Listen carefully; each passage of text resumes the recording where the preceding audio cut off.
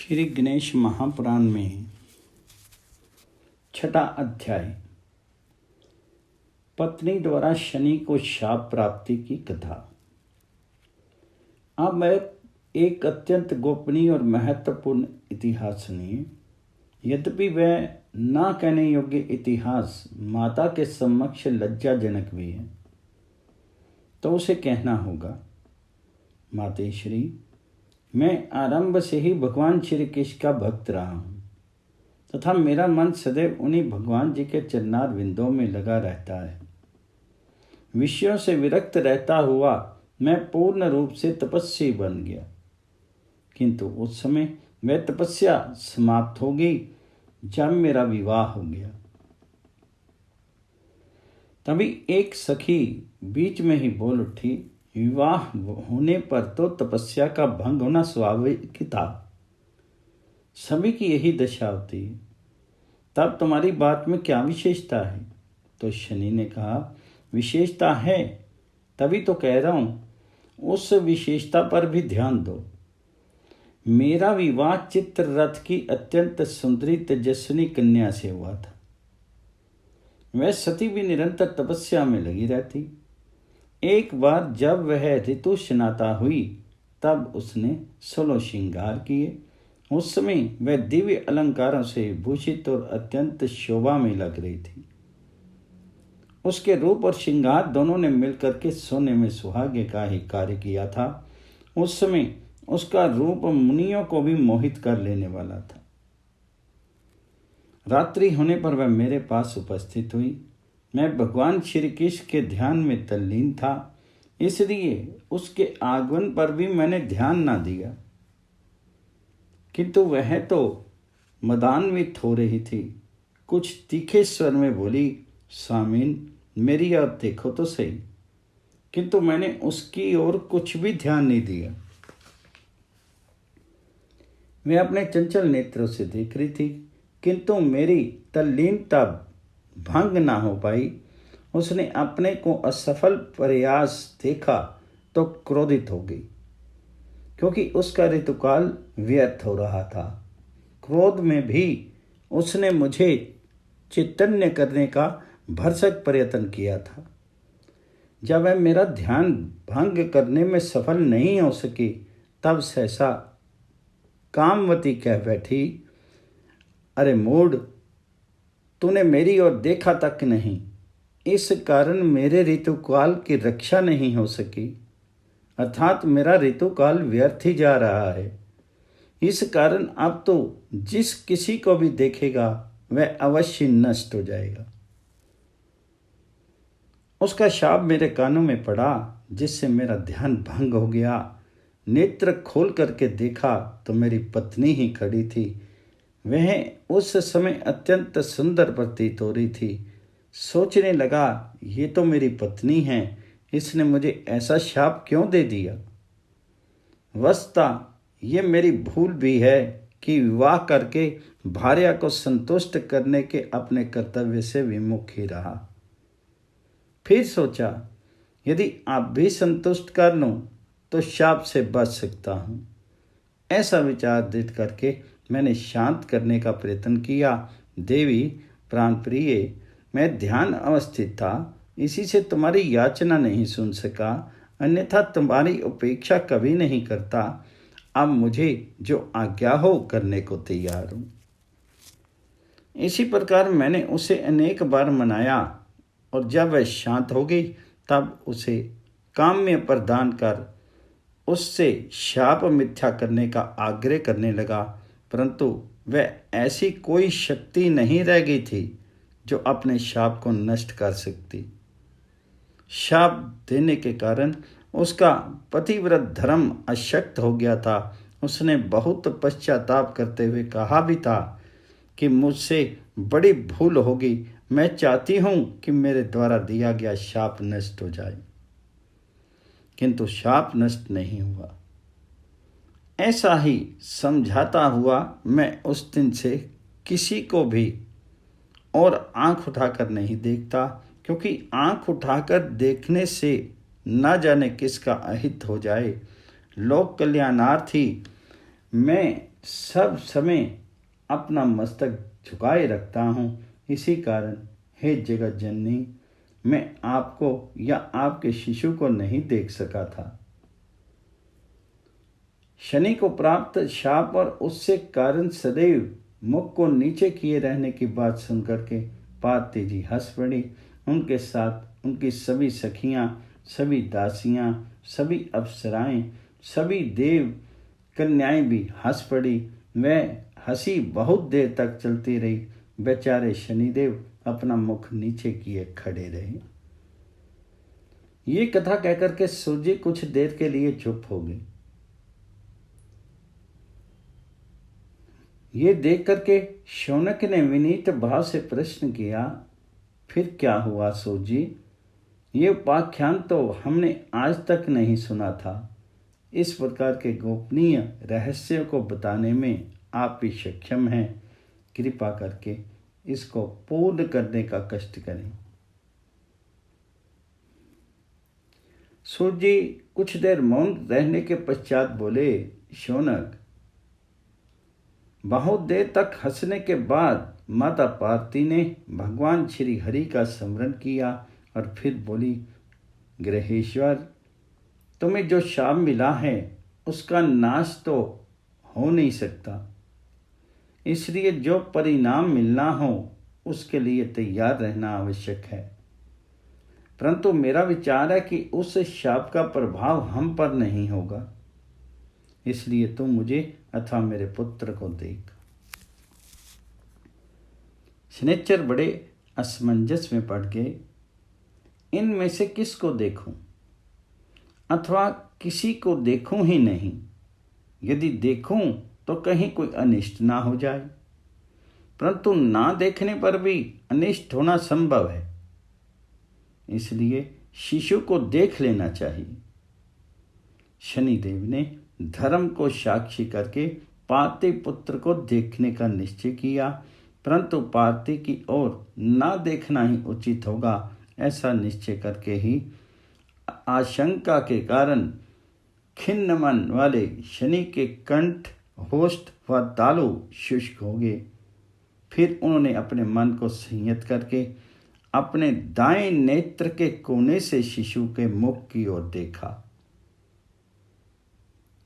शनिदेव का उस शिशु को देखना था कि आशंका साकार हो उठी।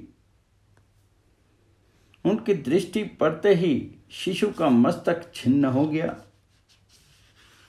यद्यपि शनि के दाएं नेत्र के कोने से शिशु की एक झलक ही देखी थी, तो भी शाप का फल नहीं मिट सका। बालक के मस्तकीय भाग से रक्त को अविरल धारा बह निकली। पार्वती की गोद में रक्त ही रक्त दिखाई देता था, परंतु वह छिन्न हुआ मस्तक अपने अभिष्ट गोलोक धाम में जाकर के भगवान श्री कृष्ण के शीर में प्रविष्ट हो गया। उस विचित्र घटना से सारी व्याकुल हो गई। देवी गिरिराज नंदिनी तो अत्यंत शोकाकुल हो गई और रोते रोते उन्हें मूर्छा ही आ गई। जो महिलाएं उससे दूर स्थित थी वे उधर दौड़ पड़ी। अनेक स्त्रियां चित्र में बताई जाने वाली के समान स्तंभित सी हुई सखियों ने पार्वती जी को जगाने का बहुत प्रयास किया, किंतु कोई सुपरिणाम नहीं निकला। भवन में होने वाले घोर कोलाहल को सुनकर के नंदीश्वर पता लगाने के लिए दौड़े और फिर लौट करके कहने लगे, हे प्रभु, हे चंद्रमौली, भवन में बड़ी विचित्र घटना घट गई। शिशु के दर्शनार्थ आए हुए शनि ने ज्यों ही बालक के दर्शन किए, त्यों ही उनका मस्तक छिन्न होकर के उड़ गया। बेचारा शनिचर दीनहीन हुआ, सिर झुकाए वहीं खड़ा है। नंदी की बात सुनकर के सभी उपस्थित समाज शोकग्रस्त हो गए। भगवान शंकर तो इतने व्याकुल हो गए कि उन्हें मूर्छा ही आ गई। गिरिराज, हिमाचल, देवराज इंद्र एवं सभी देव, ऋषि, गंधर्व, किन्नर आदि रोने लगे, परंतु भगवान श्री हरि ने तुरंत ही गरुड़ का स्मरण किया और कुछ ही देर में गरुड़ आ उपस्थित हुए। भगवान श्री हरि उस पर आरूढ़ होकर के उत्तर दिशा की ओर चल पड़े। पुण्यभद्रा नदी के तट के निकट ही भयंकर वन में एक गजराज अपनी सुघड़ गाय हथनी के साथ सो रहा था। भगवान श्री हरि उसे देखते ही गरुड़ से उतरे और अपने सुदर्शन चक्र को प्रेरित कर गजराज का मस्तक काट दिया। उस समय इतना भयंकर शब्द हुआ कि 10 दिशाएं कांप उठी। उस शब्द ने सभी को जगा दिया। हथनी और उसके बच्चे गजराज की वे दशा देख करके चित्कार करने लगे। इधर भगवान ने गजराज का रक्ताक्त मस्तक उठा करके गरुड़ की पीठ पर रख लिया। उसी समय हथनी ने आकर के गरुड़ का पंख पकड़ लिया और फिर श्री कृष्ण पर वाग्बाणों का प्रहार करने लगी। उसने कहा, तुमने मेरे पति को क्यों मारा? अब उसके सिर को कहाँ लिए जाते हो? मुझे सब वृत्तांत सत्य सत्य बताओ, नहीं तो मैं तुम्हें शाप दे दूंगी। भगवान बोले, गजेश्वरी शांत हो, मैं इसे मारना नहीं चाहता था। अच्छा तो यही होता कि कोई अन्य जीव मारा जाता, किंतु विवशता ये थी कि मेरी दृष्टि में आने वाला प्रथम प्राणी यही था और जिस कार्य के लिए ये मारा गया उसमें प्रथम दृष्टिगत प्राणी का शीश लेने का ही विधान है। हथनी ने उत्कंठा से पूछा, किंतु तुम्हें किसी प्रथम प्राणी के मस्तक की आवश्यकता ही क्यों हुई? यदि इसका कोई यथार्थ कारण ना बता सकोगे तो मैं तुम्हें शाप देकर के ही नष्ट कर डालूंगी, इसलिए मेरे प्रश्न का उत्तर शीघ्र दो। भगवान बोले, पार्वती जी के पुत्र का दर्शन करने के उद्देश्य से ग्रहेश्वर शनि उनके भवन में गए थे। उन्होंने जो ही बालक पर एक दृष्टि डाली कि उनका मस्तक छिन्न होकर के ऊपर की ओर उड़ गया। इसके फलस्वरूप जगत जननी पुत्र वियोग के शोक में मूर्छित पड़ी।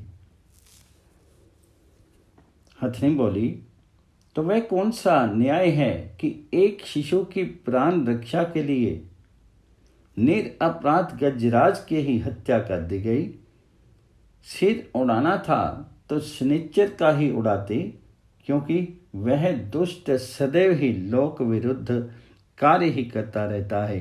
तो विष्णु बोले, देवी शनिचर भगवान श्री कृष्ण का परम भक्त अमर और अजय है।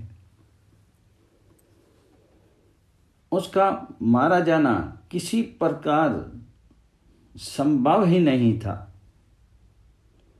फिर वह तो संसार के कल्याणार्थ सदैव गतिशील रहता है। बेचारा एक क्षण की भी तो कहीं विश्राम नहीं कर पाता। हथनी बोली, संभव है ऐसा हो, पर तुम मेरे पति को किसी भी प्रकार से जीवित कर दो। यदि ऐसा नहीं करोगे तो मैं अब धर्म अधर्म कुछ भी ना देख करके तुम्हें शाप दे दूंगी। भगवान जी ने कहा, देवी किसी मरे हुए जीव को मैं कैसे जीवन दान दे सकता हूं? तुम अपने इस हठ को छोड़ करके इसके बदले में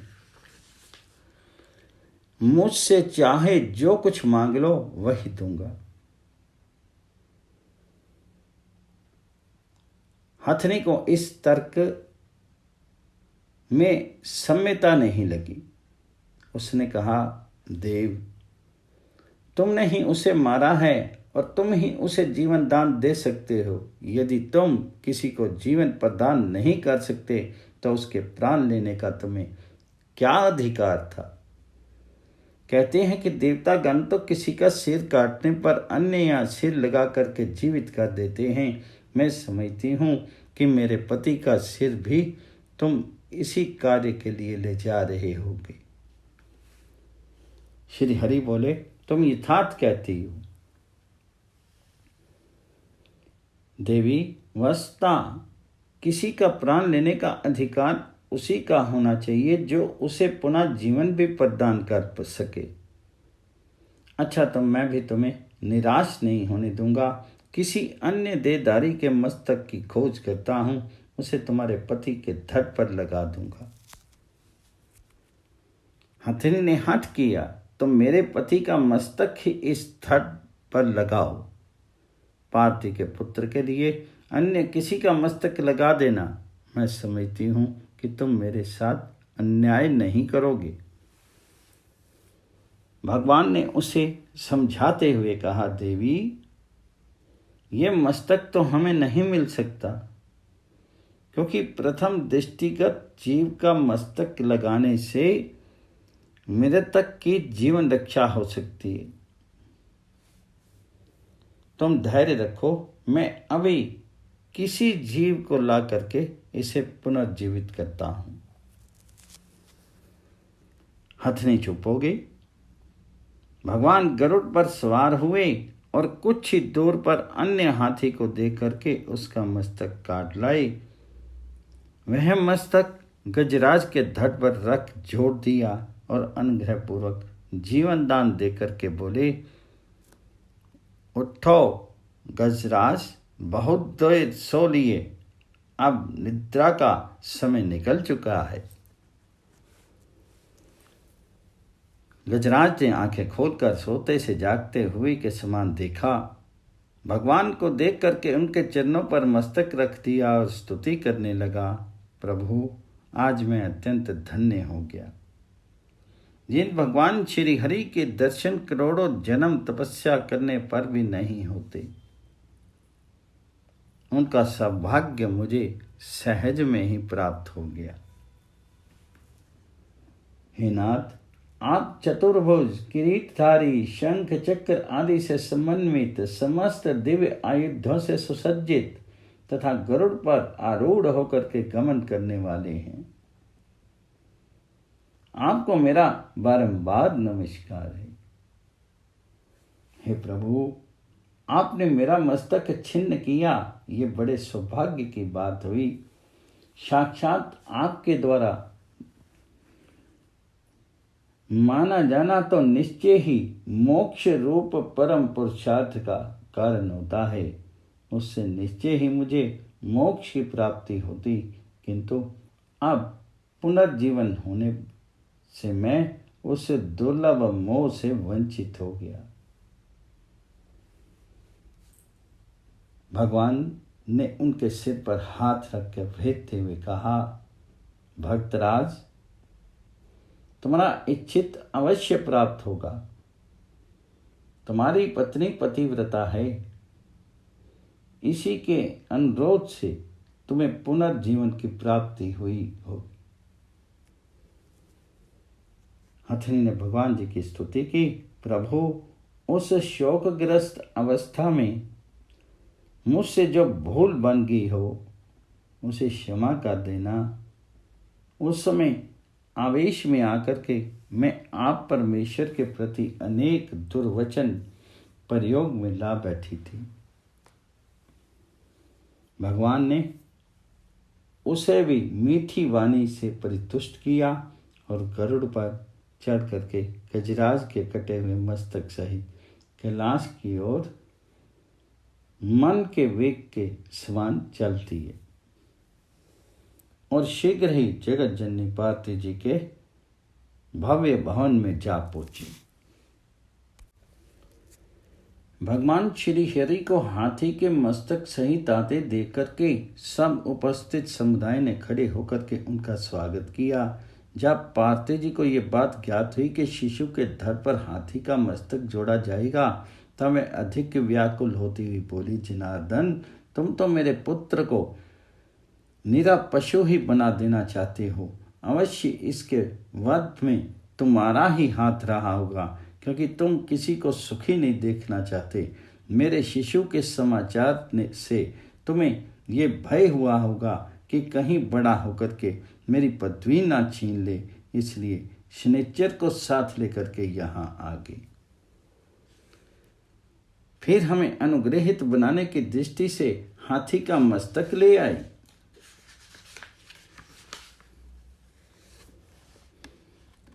जिससे कि मेरा पुत्र पशु और महामूर्ख बना रहे। कहो तुम्हारी चाल यही थी ना, जो प्राय सफल हो गई। भगवान मुस्कुराए। तभी वहां खड़े हुए शनिचर ने कहा, माता आपका अनुमान यथार्थ नहीं है। भगवान श्री हरि तो शिव सभा में बहुत पहले से विराजमान थे, उनसे मेरी भेंट भी कभी नहीं हुई। फिर वो जो कुछ भी करते हैं उसमें लोक हित ही निहित होता है। तब यह किसी भय, आशंका, पक्ष अथवा प्रमादवश भी ऐसा कर सकते थे। उमा बोली, तू भी मिथ्या कह रहा है शनिचर। जब तू नीची दृष्टि किए रखने के कारण किसी की ओर देखता ही नहीं, तब तूने भगवान श्री हरि को यहाँ बैठे हुए किस प्रकार देख लिया। इससे यही प्रतीत होता है कि मेरा पुत्र ही हत्या के षड्यंत्र में तुम भी सम्मिलित हुए हो और तुमने जानबूझकर ही मेरे पुत्र को मार डाला है। शनिदेव ने अत्यंत विनयपूर्वक कहा, जगत जननी आप शंका मत करिए। चाहे मैं किसी और नहीं देखता तो भी बोल चाल को सुनकर के किसी को भी सरलता से पहचान सकता हूँ। आंखों से काम नहीं लेता तो क्या मेरे कान ही समूचे दृश्य को मस्तिष्क तक पहुँचा देते हैं। फिर भी पार्वती जी को संतोष नहीं हुआ। जानकर के भगवान श्री हरि ने समझाते हुए कहा, देवी मेरे बल पराक्रम से अनभिज्ञ हो, इसलिए इस प्रकार की बातें कह रही हो। यदि मैं तुम्हारे बालक की हत्या करना चाहता तो प्रथम तो उसे प्रकट ही नहीं होने देता, और प्रकट हो भी जाता तो सभी के सामने सुदर्शन चक्र द्वारा ही सिर कटवा दे लेता। विश्वास करो पार्वती, ऐसा गर्हित कार्य कभी नहीं कर सकता। फिर मेरा पद अक्षय है, उसका ना कभी नाश होता है और ना वह पराये हाथों में जा सकता है। मेरे ही समान ब्रह्मा जी और महादेव जी के भी पद हैं, जिनके अधिकारी निरंतर वही रहती हैं, क्योंकि कोई अन्य नहीं होता। ब्रह्मा, विष्णु, महेश ये तीनों ही परम शक्तिमान हैं, जिनका कार्य क्रमशः सर्गोत्पत्ति, पालन और प्रलय है। भला इन कार्यों को अन्य कोई करेगा भी तो कैसे? तुम्हारी अन्य आशंका ये है कि पुत्र के धड़ पर हाथी का मस्तक लग गया तो उसकी सुंदरता नष्ट हो जाएगी, ये कुरूप और मूर्ख बन जाएगा, इसलिए सभी उसका तिरस्कार करेंगे। तो तुम्हारी शंका निर्मूल सी है। जब तुम्हारे पुत्र के धड़ पर हाथी का मस्तक लग जाएगा तब तो वह अत्यंत दिव्य और भव्य प्रतीत होगा। उसकी सुंदरता अद्वितीय एवं दर्शनीय होगी। बस ऐसा लगेगा कि कभी वह रूप देखा ही नहीं। उसका रूप अत्यंत मनोहर रहने के साथ ही उसमें अद्भुत बुद्धि रहेगी। सुर, असुर, यक्ष, किन्नर, गंधर्व, नाग एवं मनुष्य आदि में कोई भी इसके जैसा बुद्धिमान नहीं होगा। इसमें लोक उपकार करने की भी प्रबल शक्ति और सुमति होगी। जब लोक इनकी महिमा को समझ जाएगा तब इससे विद्या बुद्धि की याचना करेगा। ये अपने भक्तों को सदैव संतुष्ट करेगा और अग्र पूजा का अधिकारी होगा। भगवान श्री हरि के तर्क संगत वचन सुनकर के देवी पार्वती चुप हो गई। उन्होंने उत्तर नहीं दिया, क्योंकि उनका मन अभी शांत नहीं हुआ था। भगवान जी ने उनका उत्तर प्राप्त हुए बिना ही हाथी के मस्तक को शुद्ध जली से स्वच्छ करके शिशु के धड़ पर रख दिया। उसमें प्राणों का संचार हुआ और नेत्र खुल गए। गजमुख हुआ बालक चारों ओर आंखें चलाता हुआ देखने लगा। सभी उपस्थित नर नारी प्रसन्न होकर के गजानन भगवान जी की जय बोलने लगे। ओम गण गणपते नमः।